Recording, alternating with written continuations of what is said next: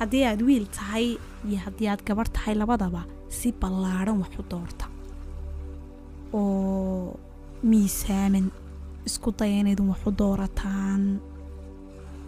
gabar haddii aad tahay waa inaad eegto si degan cidda ku dhaqan karaysa, waa inaad eegan karayso ninka samirka guriyagleelka leh, ninka ilaahay ka baqanaya, furniinka iyo kala tagu aan ila sahlanayn, aan ciyaar iyo inuu waqtiga kaa lumiyo u jeedin, daacadda ah waxa uu doonayaa ay dhab ka tahay, guurka iyo xalaasha u jeeda.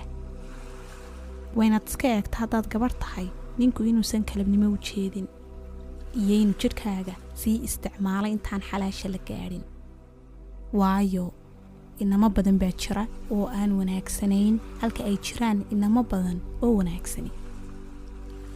labadubana waxay ku xidhan tahay doorashadaada iyo sida aad u fiiro dheer tahay iyo sida aad adigu wax u doonayso iyo hadba inta adiga wacyigaaga wax doorasho uu yahay.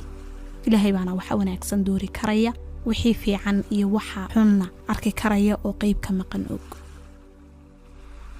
marka waa inaad doorato oo aad iska eegto iskana hubsato midaan qurux iyo wax isbedelaya kugu raacin ka gabadhahaan.